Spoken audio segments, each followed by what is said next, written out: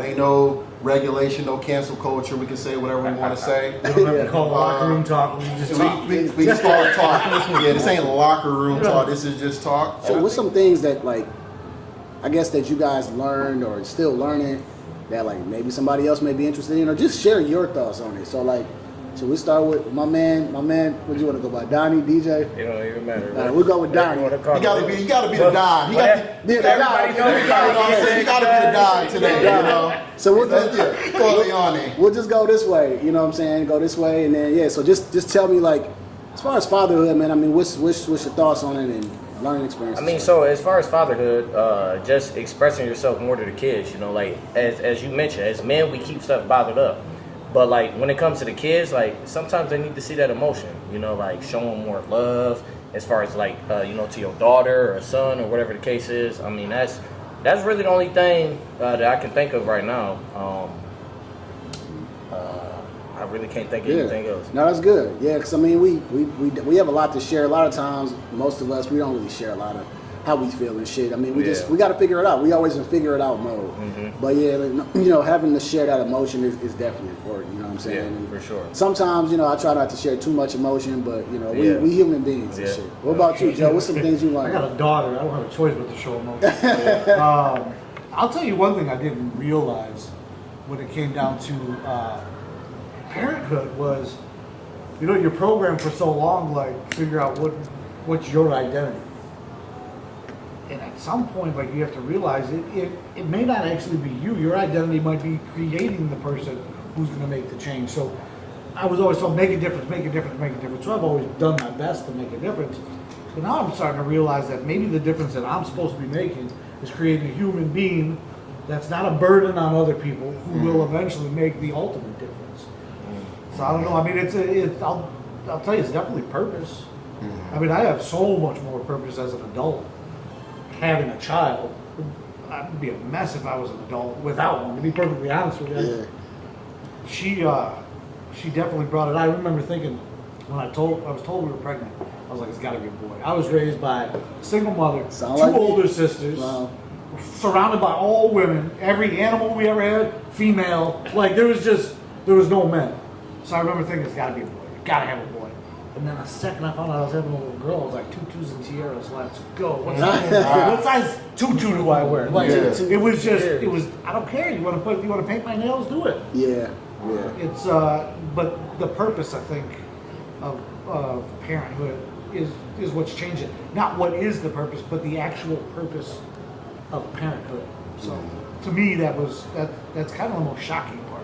Yeah. But so B-Mac, what about your idea of fatherhood, man? What's some things that you kind of going through, experiencing, man? Just like share with us, you know? So I think more or less fatherhood has taught me a lot, for sure, about myself, other people. Just thinking that I had the patience that I had and not realizing that I didn't have the patience that I needed to be a father. So learning to be patient and learning that, you know, the way that I was raised is not necessarily the way that my son should be raised. Damn. So, you know, like he said, single parent household, mother, all women, raised grandma, aunties, all my cousins, females, up until I got to a certain age and I started to hang around my god cousins. But just seeing how women operate versus how men operate with kids, it's a total different ball game. And learning, like I said, learning that patience, being that gentle parent where I'm like, okay, well, let's talk about this. Why do you feel this way? Why do you that? Instead of getting mad, hey, you don't need to feel like this. This is not right. Or hitting my child. I don't hit my child because I'm obviously bigger than him. So if I come up on him, he kind of cowers back. So I'm like, okay, well, you can't be like that to him because you are a bigger person than him. So learning that patience, I would tell anybody if they ask me, what's the biggest key to being a parent? It's being patient. Damn. Learning that patience. That's the biggest key to being a successful parent. Shit, man. That's very true, man. Because patience is tested every day with kids. I got two kids, two girls.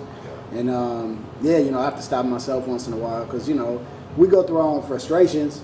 And sometimes we got to take that step back. And it's like a selfless job. And I think that was one thing for me I had to learn. I mean, me and my brother, we grew up together, but we always were kind of like, he was doing his own thing, so I'll be out in the house doing my thing.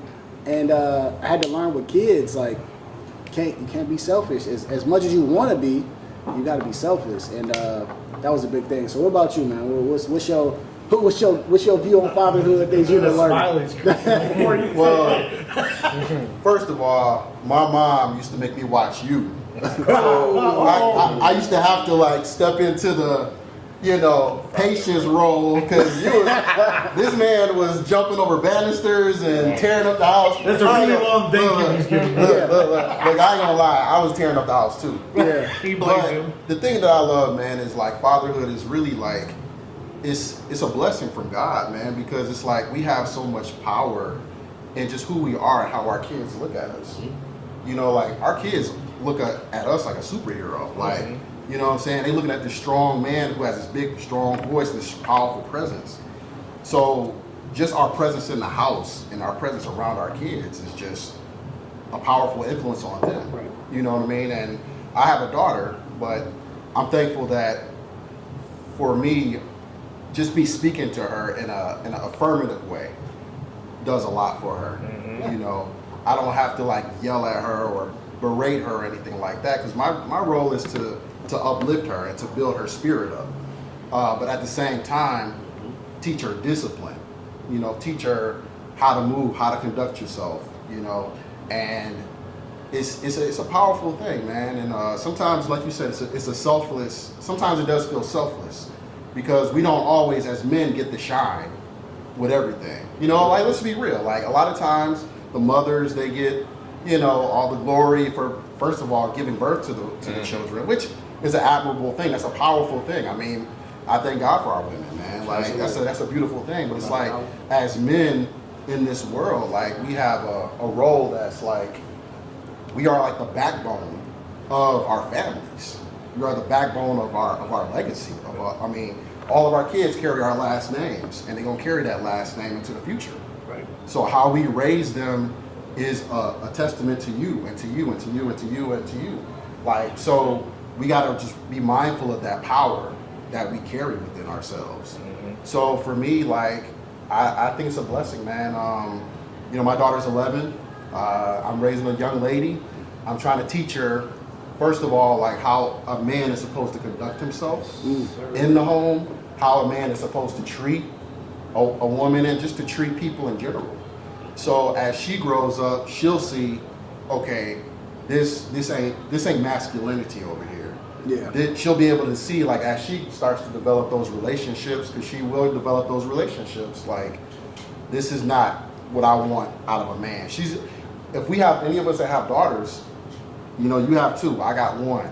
You have one. I'm not sure how. You have one. So they're gonna look at you That's the example. and they're gonna try to find you in the man that they want to be with for the rest of their lives, to take care of them. So I think that's a huge responsibility, but we are built to do this. So I think it's a beautiful thing, man. I embrace it.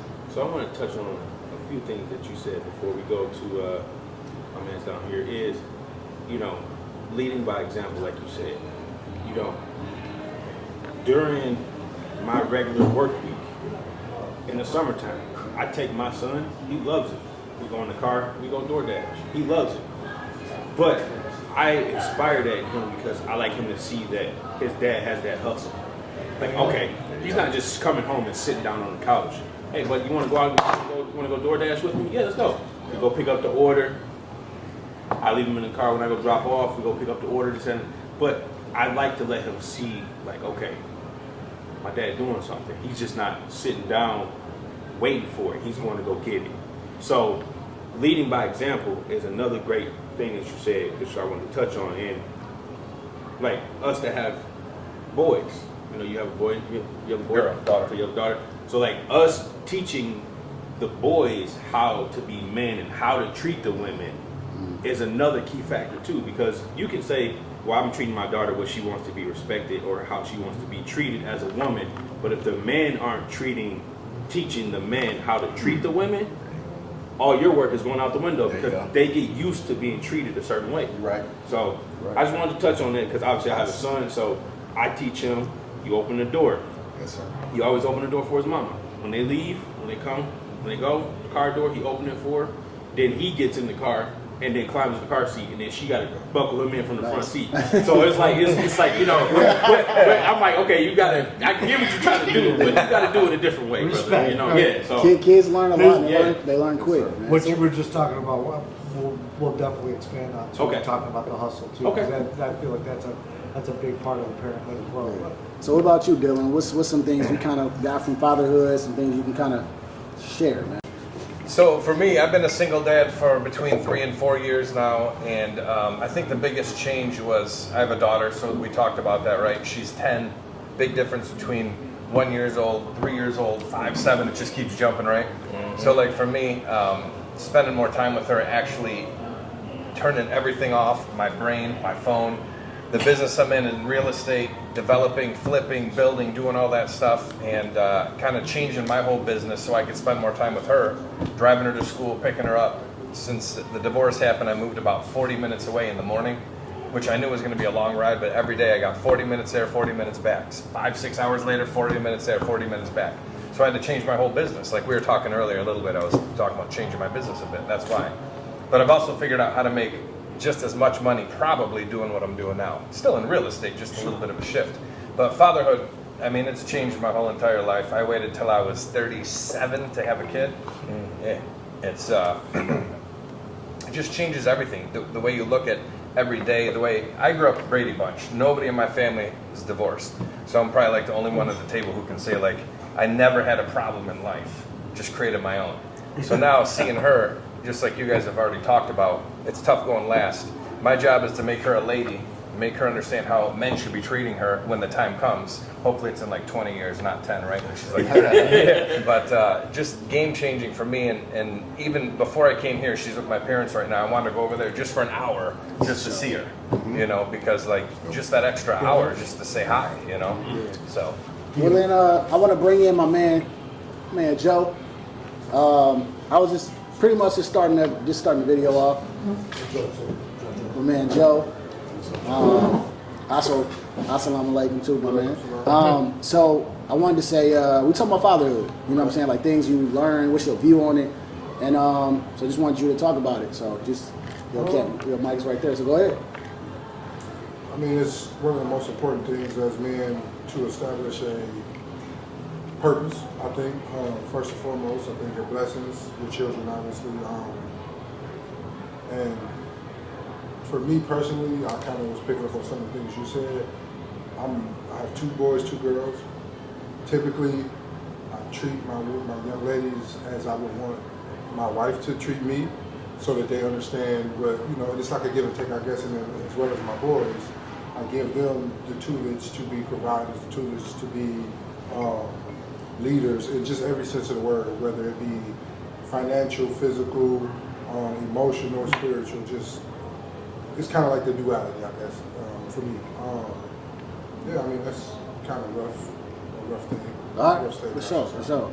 I mean, my last little take on it, man. Y'all all said some things. This is why I love coming to Cigar Bar, just in general, because I get to hear people's different perspectives.